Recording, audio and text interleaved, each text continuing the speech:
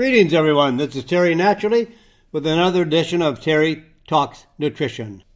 We're here every Saturday and Sunday morning, 8 o'clock till 9 o'clock Central Standard Time, locally broadcasting from Green Bay, Wisconsin, in the USA. And the reason I say that is because many listeners around the world are listening via the computer as we live stream our broadcast to our website, terrytalksnutrition.com. There you can listen to the show live by adjusting your times wherever you are to be on the same time we are here in the Central Standard Time of the USA. You can also listen at your convenience by just pulling up various radio shows that tweak your interest, and you can listen anytime you want. And we have a number of channels that carry our radio show in our podcast.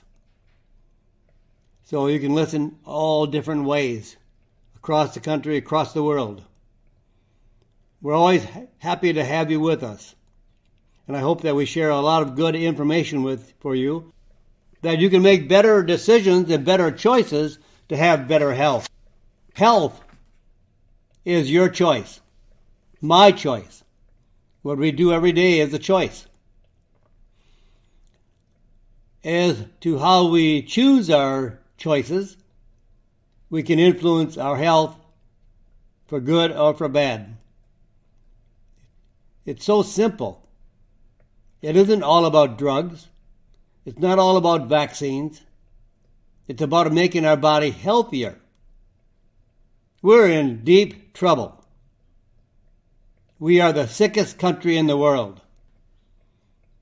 The World Health Organization monitors 37 industrialized nations, and the U.S. is 37th. We are the most unhealthy, sickest country in the world. And it's all due to our diet. The American diet, as it is consumed today, known as SAD, S-A-D, for Standard American Diet, kills more people, sickens more people, and causes more disease, when truly they're not diseases. They are the result of our diet that's causing metabolic disorders. We don't have to have type 2 diabetes. It's optional. We don't have to avoid fat to be healthy. Fat is good for us, and we should be consuming good quantities of healthy fats. The fat that's bad for us is the fat that we carry around in our body that's in excess of what we need.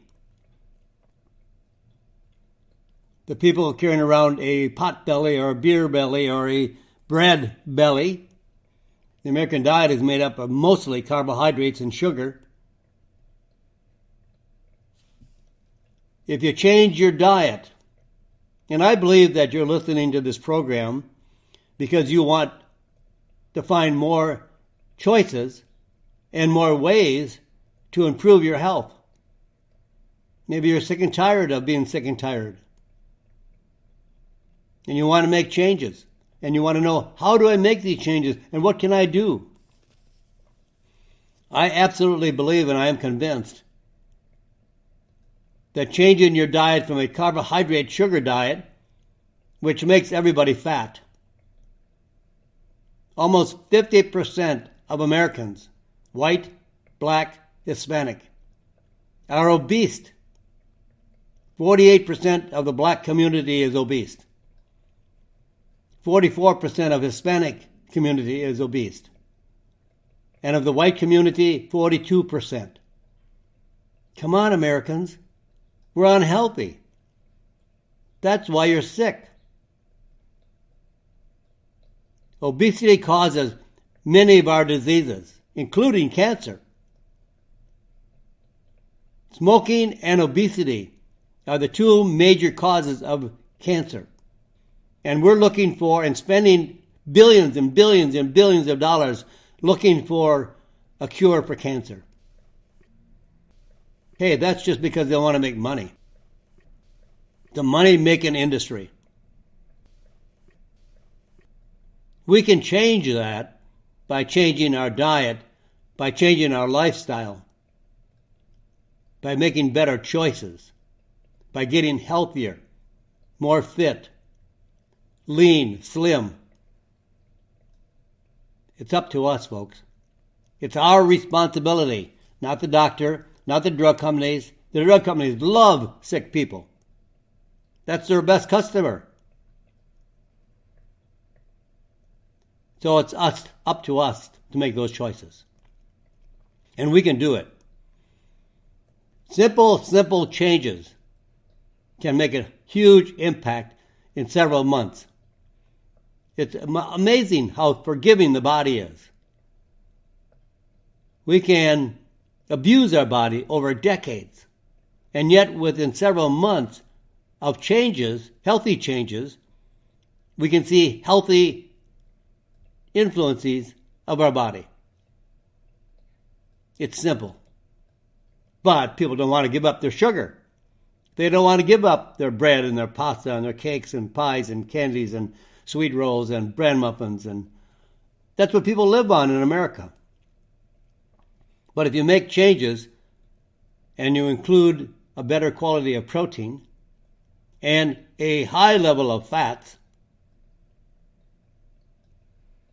and eliminate the carbohydrates and sugar almost entirely, I've seen people who had major pain, major side effects, major conditions like type 2 diabetes, by changing their diet, by including some form of exercise to be more active, giving up smoking, reducing alcohol.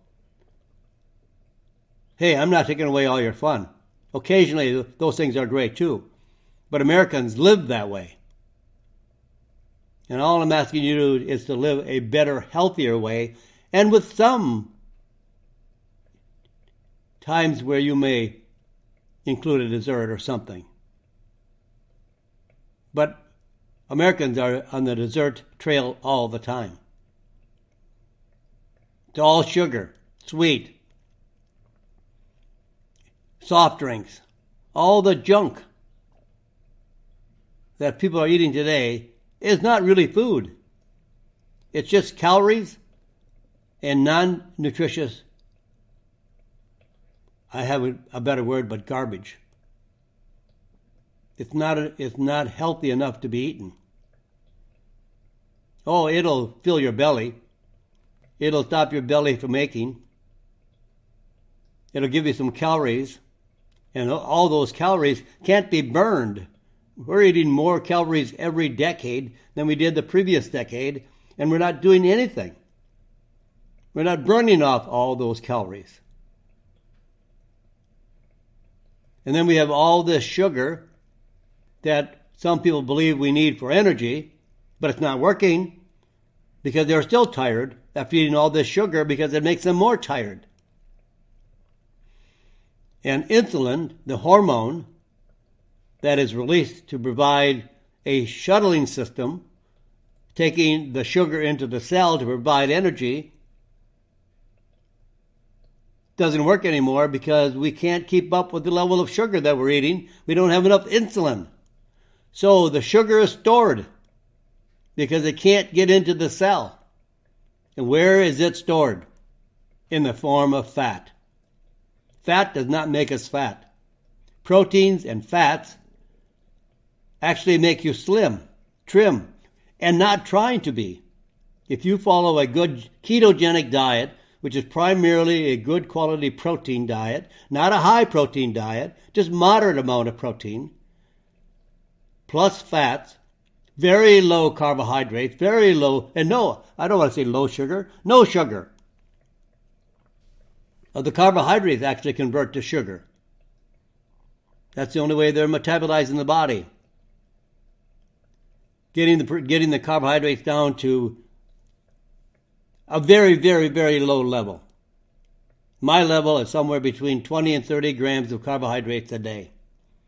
And today I have a stronger body, more toned body. In fact, I've worked out all my life and you couldn't tell the difference. When I changed my diet, you could see the difference. When all that fat was gone, all that fat under the skin, and you could see some shape instead of a big belly or a waistline. When I started the ketogenic diet,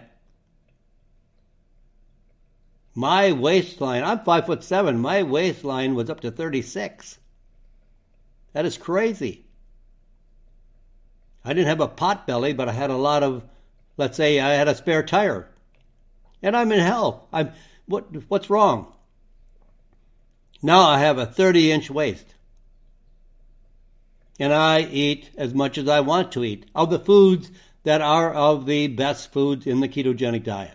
Not carbohydrates, not bread, not pasta, not cakes, not pies, not all the desserts, not all the sugar, no soft drinks, no juice. Then you say, wow, what do I eat? Well, that's why you should go to the website, my website, you can do that as well, and click on Terry's Diet. And that's how I eat. Or go to the website, ketogenicdietresource.com, or to the website called The Doctor Diet. The Diet Doctor. Those are two great websites, and you can go to my website as well, terrytalksnutrition.com.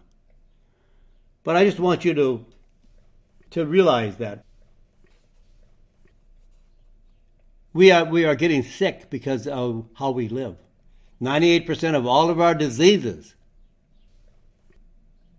and this comes from scientific studies that shows that we are sick because of the environment that we live in. 98%. We cause the diseases by our lifestyle choices. Not because God is mad at us, not because we are unfortunate, not because of the roll of the dice, or we drew the wrong card, or the wrong parents. Genetics is only 2% of who we are. And 98% of who we are is based on what we do. We do. You choose your clothes. You choose the way you drive to your job. You make choices every day. And food is your choice. And people make the wrong choices. They skip breakfast, which is the most important meal of the day. And if you eat a very good breakfast, 2, 3, 4 eggs, any way you want, not fried, scrambled softly, or boiled, poached. However, eggs are a nutritious food, highly nutritious, and not going to cause you to have a cholesterol problem. That's just baloney. They want you to believe in the cholesterol myth. It's a myth. It's a scam. People die earlier, before their time, when they follow a low cholesterol diet and take drugs to lower cholesterol. We need to have a moderately high level of cholesterol. And we have to have the right numbers, the right HDL, the right LDL. It's just not saying, well, your cholesterol is 300, we're going to put you on drugs. That's only a small fraction of the picture. So eating good fats, lots of fats, and good quality protein in the absence of carbohydrates and sugar.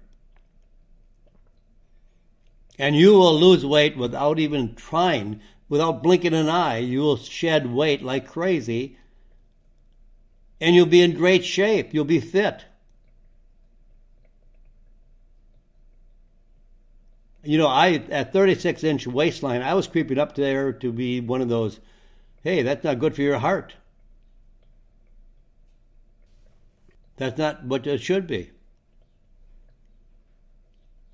Women should never be over a 35-inch waist, and men should never be over a 40-inch waist. But what I like better is that your waistline should be half of your height in inches. So if you're 6 foot tall, you're 72 inches. Half of that is 36. I am 5'7", and I had a waistline that should have been on a 6-foot person. Not good, not healthy. But when I changed my diet, wow. I have more energy, I feel fantastic, I'm mentally alert, my muscle tone has improved dramatically, and I work like crazy. You know, I'm in the office at 5 o'clock in the morning. And I love my work. And I read, I study, I travel for more information. I go to seminars, I go to do research. It can make a huge difference when you change your diet. If you're sick and you have a disease, so-called disease, because that way the FDA approves a drug for that disease, but it really is truly a metabolic disorder. High blood pressure comes from your diet. Heart disease comes from your diet. Type 2 diabetes comes from your diet. Cancer comes from your diet. Cancer is related to what we eat and our lifestyle. 30% of our cancers are caused by smoking. Almost 40% of our cancers are caused by obesity. Things that we can change. We don't have to spend billions and billions and billions of dollars to learn how to cure cancer. There was very little cancer in the late 1800s and early 1900s. So what changed? The biggest change in our lives was the American diet. Our diet has changed more in the last 100 years than it has in the previous 3 million years. We're eating garbage, highly refined and processed, chemically altered synthetic foods. How do you expect us to survive in a healthy manner? If you have a brand new car, you're not going to put sugar in your gas tank. You're not going to put sand in your gas tank. Why? It's not going to perform, right? Doesn't need a drug. Just stop doing the bad habits. And Americans live on the bad habit. Well, today we have a great program. We have a lot to talk about, but I just want to keep nudging you to think about, hey, making those changes. But we're going to talk about leaky bladder. Do you have a leaky bladder? And we talk about how fatty acids. Fatty acids are fats. We have gone so long without eating high-quality, healthy fats, which are essential. In fact, they're called essential fatty acids, meaning we can't live without them. But we've tried, because everybody had the fear struck in them that fats would kill you. That is all baloney. And why does working at night, especially the night shift, increase the risk of cancer? Triglycerides is your heart killer, not cholesterol. Cholesterol is so important for the health of our body that our body makes it. And when I believe whoever made our body, Creator, God, whoever, I believe it is God. God made my body. And that was instilled as a production of cholesterol every day. because all of our hormones, DHEA, estrogen, testosterone, all of these good quality hormones, including vitamin D3, is made essentially from cholesterol. You can't have a good sex life unless you have cholesterol. You're not going to have a healthy, tireless body without cholesterol. Cholesterol keeps our body perking along, but triglycerides are the culprit that damages the heart. And the triglycerides are made from sugar and carbohydrates. So we'll talk about how to reduce your triglycerides. And then we'll find out why elderly people can't sleep well. Let's talk about a probiotic today, too. Not for you and I, but how about for your dog? And then there are some colon cancer symptoms that you should never ignore. So let's talk about, first of all, on the agenda, the major problem, leaky bladder. A new survey of over 1,000 women between the ages of 50 and 80, over half of those women over age 65, and 43% of those ages 50 to 64 reported that they suffered from incontinence, leaky bladder. It's a high percentage of women. Over half of the women over 65. And 43%, almost half again, of those ages 50 to 64 report that they have dribbling, incontinence, leaky bladder. 30% of these women said that they experience leakage nearly every day.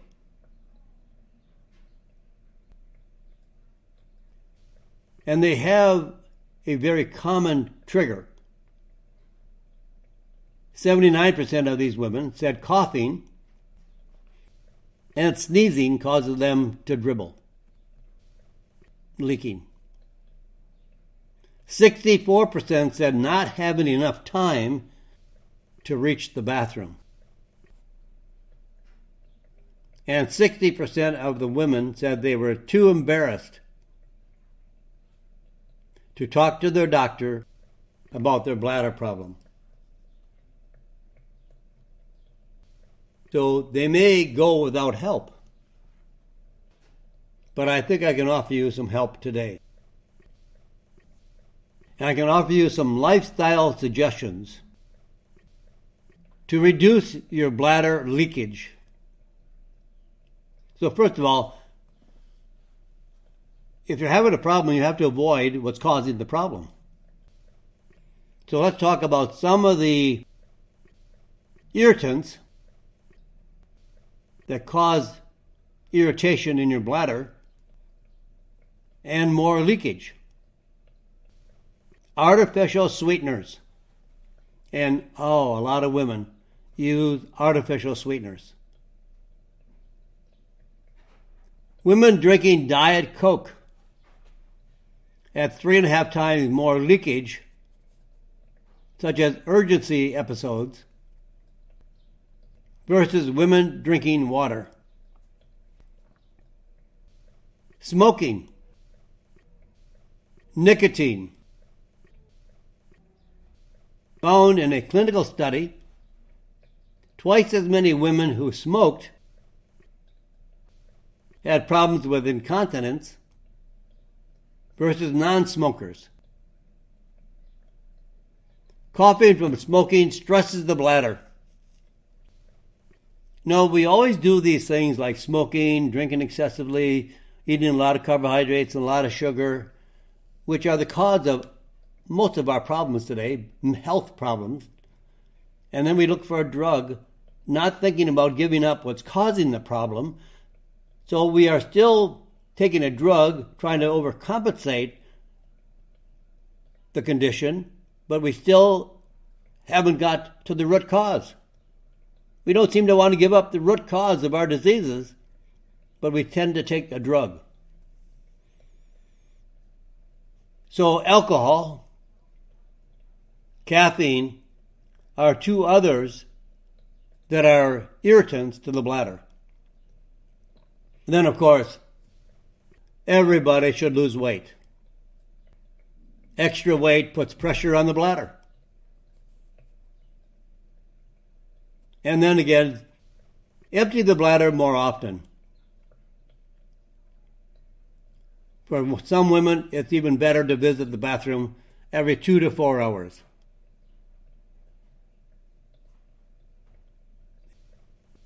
All these things can be done to improve the elimination of urine leakage. Now, there is a very excellent herbal solution. An herb that has been found to treat bladder problems in men and women. And I want to tell you about that herbal solution, the answer for bladder problems in both men and women. But my time is running down to the first portion of my program, and I don't want to get halfway through the next presentation and then have to sign off for a moment. I don't want you to go anywhere. I'm here for the next half hour, coming back here as we break for a moment for commercials and for the radio to identify itself. But we'll be back here with another portion of our program and also the answer, how you can treat and prevent bladder problems, especially in women, but men as well. So we'll come back right here on Terry Talks Nutrition. I'm Terry Naturally. Welcome back, my friends, and any new listeners that have just joined us. We're glad to have you. Glad to have you wherever you are around the world. And hopefully that we are doing some good for you and answering some questions that can benefit your health. We're talking about bladder problems, incontinence, interstitial cystitis. All these conditions affect the bladder and cause pain, embarrassment, and leakage. And I said before we took our break that we have a herbal solution. That doesn't mean it's a liquid, not a solution. It's an answer. The herbal answer for bladder problems in both men and women. And the herb is called Angelica, Angelica. That's 2 words. Angelica, Angelica. It's an herb that has been grown wild and cultivated in Iceland. They have huge crops. I visited Iceland a few years ago, and I went on the forage of collecting the leaves of the plant. It's not the root. It's not the stem. It's actually the leaves of the plant Angelica, Angelica. And it's an aqueous solution. This is a liquid that they prepare from the leaves, and then they dry this solution into a powder. And they make it available for tablets and capsules to be used as reducing urinary frequency problems. Now, what I hear from a number of people when I ever have talked about Angelica, whether it's at a seminar or lecture or wherever, they come back to me and they say, I've tried Angelica, it doesn't work. Then I always ask them a little bit more information. What Angelica did you buy? So that's why I point out to say Angelica, Archangelica. That's the entire name of the herb. And then they say, well, just a minute, I'll get my bottle. I'll read it to you. And they say it's Angelica Sinensis. That is not the same herb as Angelica Archangelica. It is a great herb. Angelica Sinensis is a great herb. It's called also Dong Quai. It's a very good herb for women. But it's not the herb for bladder problems. And then I had a few people ask me, well, I bought the oil because I couldn't find the herb, so I bought Angelica oil. That's not going to work. So you have to get the Angelica, Archangelica, which has been clinically studied to reduce urinary frequency problems. And it has been shown in studies to increase bladder capacity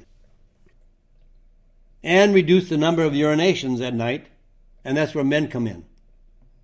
It actually reduces the number of urinations at night because men get up 2, 3, 4 times a night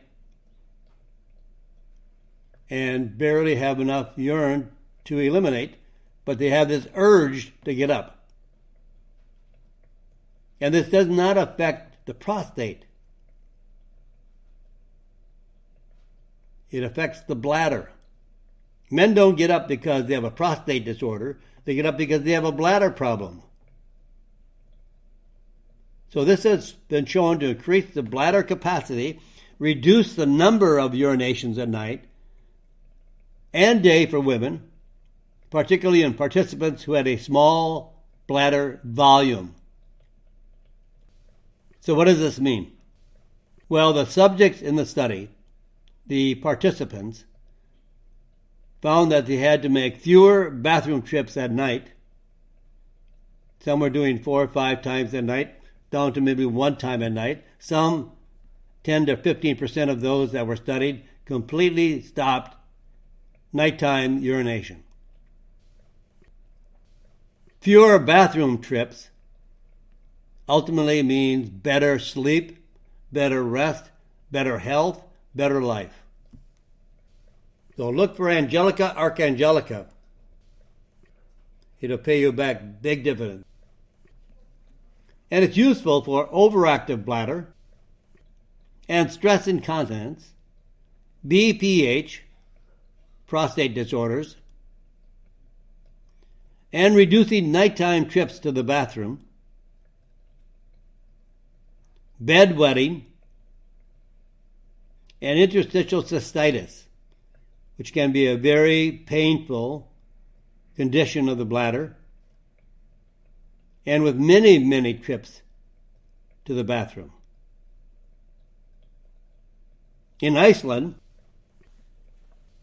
where it is sold in pharmacies, it is more popular for bladder issues in men than saw palmettoberry. Saw palmettoberry has been sold for prostate disorders. But this is a little bit different twist. This is Angelica for a bladder problem. Because that is why men get up, not because of the prostate, because of the bladder. So this works extremely well, reducing nighttime issues and reducing and increasing a good night's sleep. So how to use this? Well, the dosage is about 100 to 200 milligrams daily. 100 to 200 milligrams daily. If you have a bladder problem that affects you during the day, then take 100 to 200 milligrams in the morning. If you have a bladder problem at night, then take 100 to 200 milligrams before you're going to bed. Very safe. Absolutely no side effects and no significant adverse effects. Very, very safe. In fact, animals can use it. Children can use it. Very, very safe and no concern of side effect. Now, we talked about fatty acids. Fats are really, really healthy for us. The right kind of fat. Not those hydrogenated fats, not those trans fatty acids, not cottonseed oil, not all the other vegetable oils like sunflower seed oil, safflower seed oil, canola oil, grapeseed oil. All these oils are so high in omega-6 fatty acids that it throws the omega-3 fatty acids out of balance in our body. Also, it causes a lot of inflammatory processes. So the bad fats cause inflammation. And 98% of our diseases are caused by the result of two conditions that we can control by diet. And that is oxidative stress and inflammation. And they're finding that fatty acids are really beneficial for our body of the good quality. Coconut seed oil. Coconut. There is no coconut seed oil. Coconut oil. Olive oil. Pecan oil. Avocado oil are your best oils. And MCT oil are very, very good.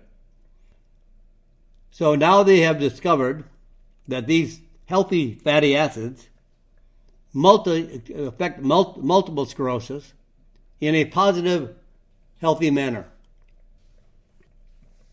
Low fatty acids and a low fatty acid intake may accelerate multiple sclerosis and may even play a role in the cause of multiple sclerosis, MS. Multiple sclerosis is caused by an abnormal immune response. Immune system cells attack and damage the body's central nervous system. So researchers found that patients diagnosed with MS have very low levels of a very specific fatty acid called oleic acid, otherwise known as omega-9. Many people are aware of omega-6, omega-3. This is omega-9.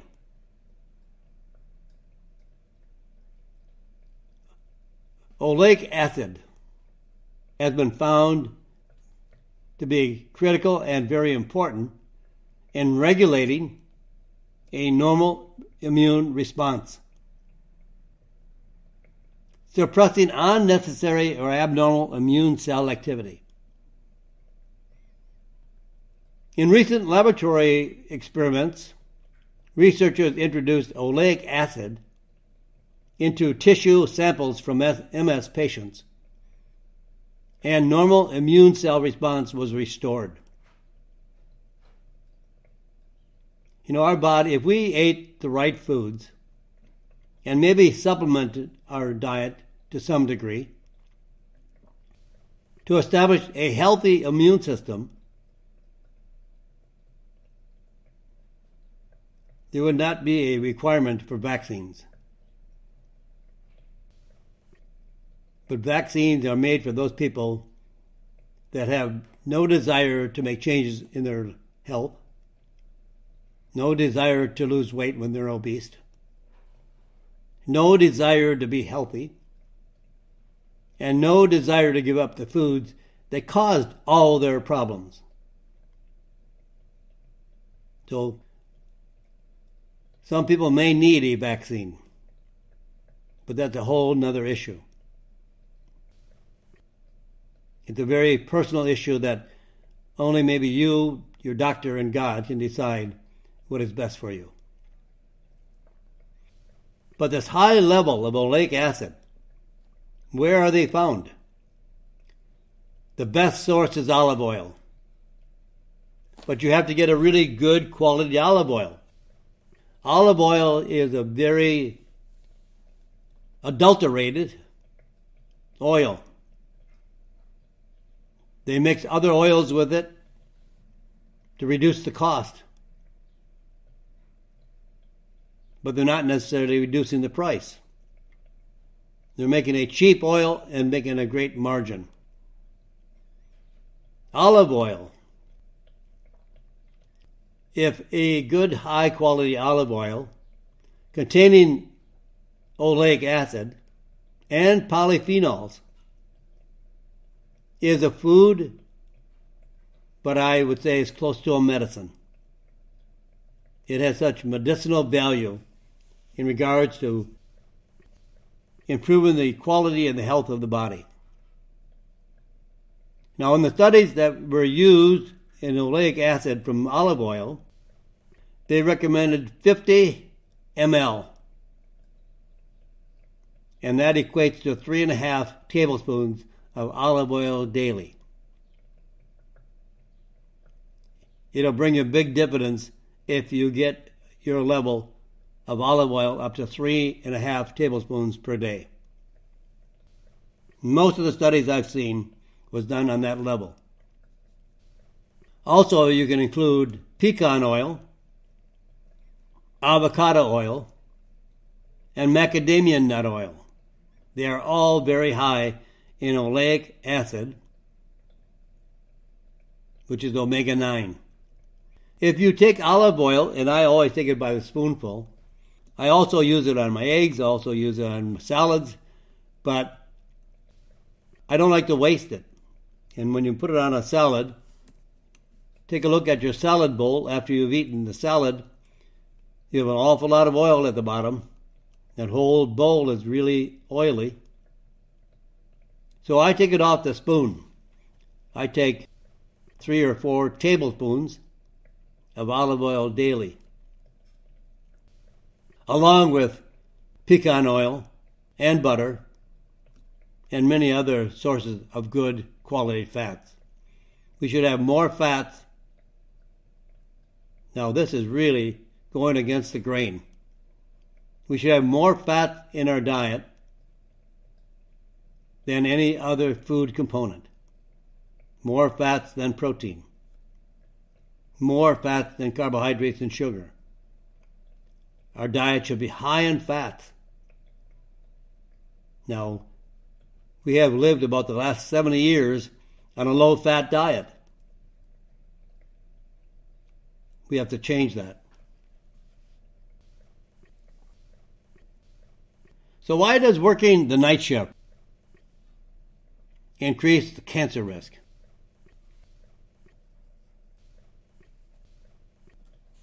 Well, researchers tested healthy volunteers in a sleep laboratory.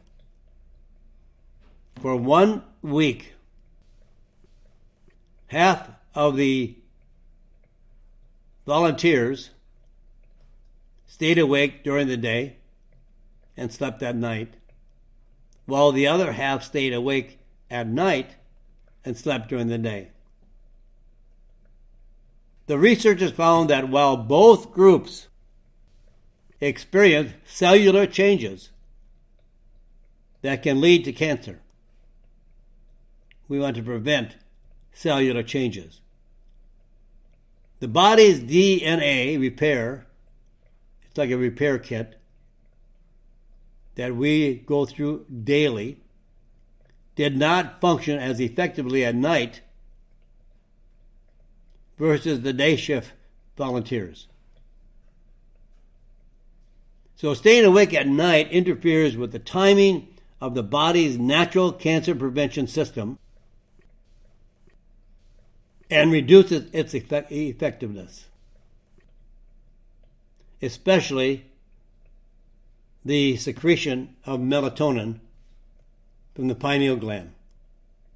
Melatonin is released when it's dark. When it turns dark, when there's an absence of light, melatonin is released from an area of the brain where the pineal gland is located, So staying up all night, watching TV in front of lights, the more light you have on in your house, the more TV reflection, the more screens you look at, reduces the excretion of melatonin. I am in the process right now. In fact, I made a resolution at the beginning of the year to write 9 books this year. I've got 3 or 4 done. I am just going to release a book I wrote on melatonin. It'll shock you when you read it. I wrote a book on andrographis. I also wrote one on low blood sugar. And I just released a book last week on how to reduce chronic pain. You can find them maybe in your health food store, or go on Amazon, or go to my website, Terry Talks Nutrition, to review the books that I am releasing.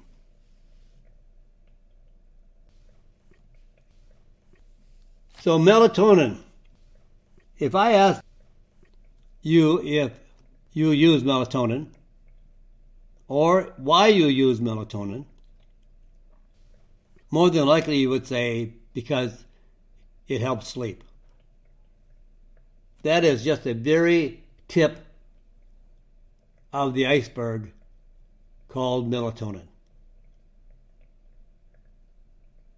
It is I think it's not a hormone. Many people call it a hormone. It really does not answer the requirement of what a hormone is. Because melatonin can be found in food, everywhere. All kinds of food, funguses, algae, everywhere. So that's not how a hormone reacts.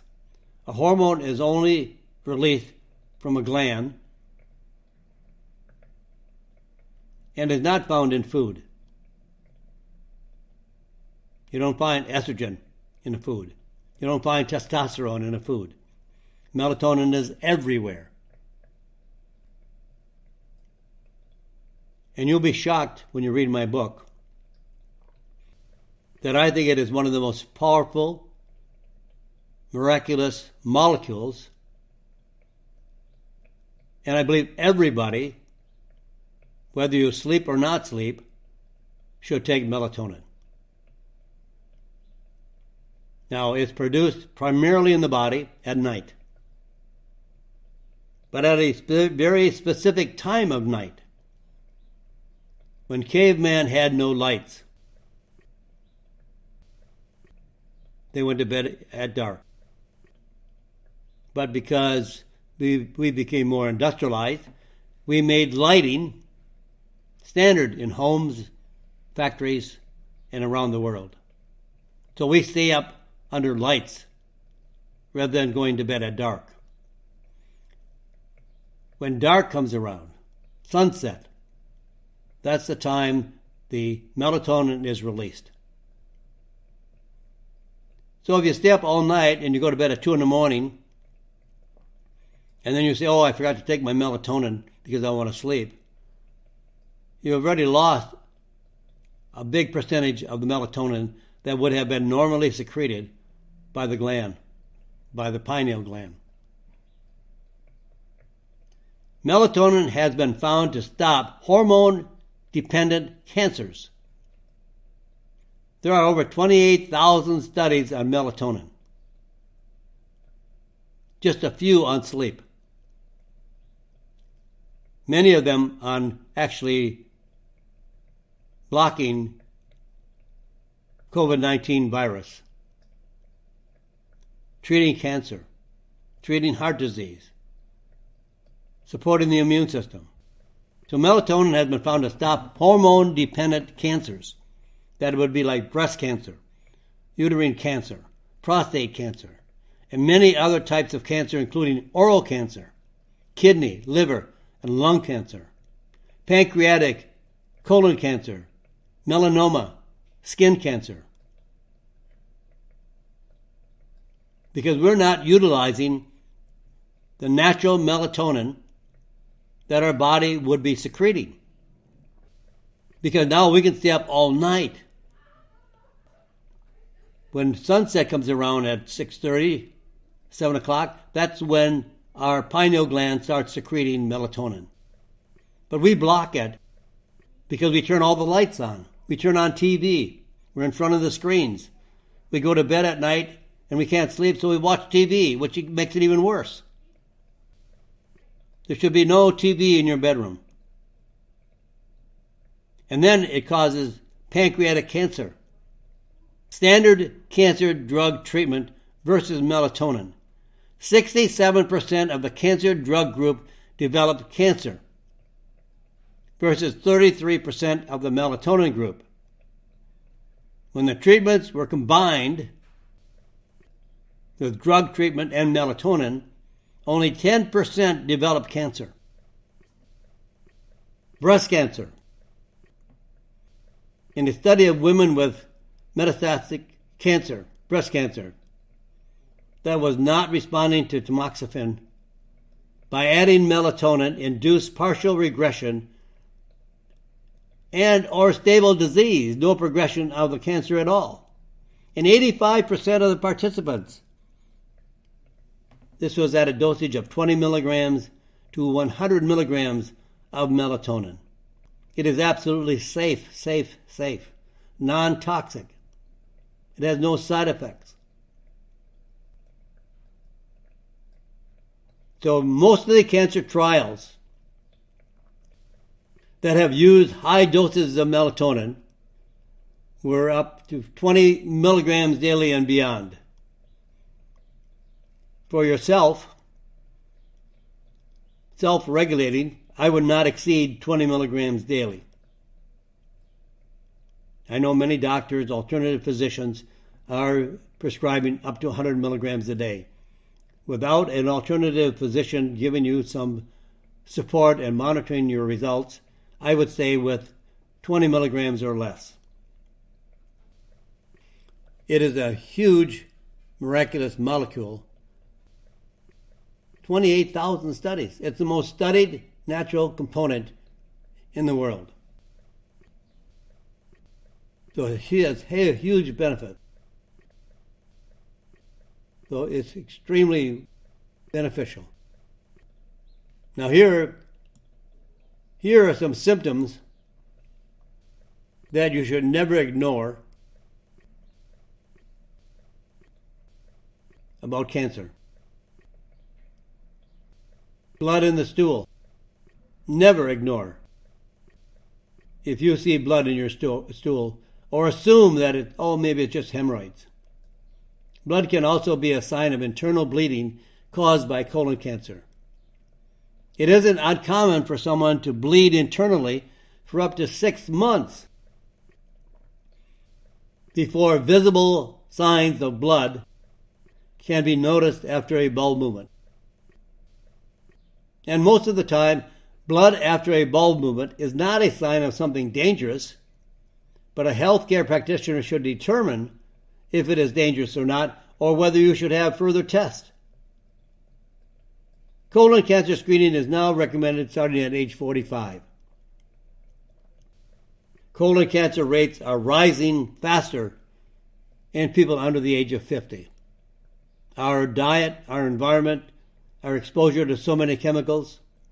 People born in 1990, 30 years ago, will have double the risk of colon cancer and 4 times the risk of rectal cancer before age 50 compared to people born 40 years earlier in 1950. Don't ignore these signs. One of the most powerful natural medicines to treat colon cancer is curcumin. Curcumin has a triple effect against colon cancer, protects against cancer and cell formation in the presence of carcinogens, inhibits proteins which cause cancer progression, and causes colon cancer cells to self-destruct. So with that, my friends, I'm all out of time. I will probably talk more about how to prevent colon cancer or what you should not ignore in the future because it's so important. But with that, my friends, get healthy this week. Do something constructive for your health. Give up that sugar and carbohydrates, eat more quality fats and proteins, and you'll have better health. With that, my friends, say a prayer for this crazy, insane world. God bless you, and God bless America.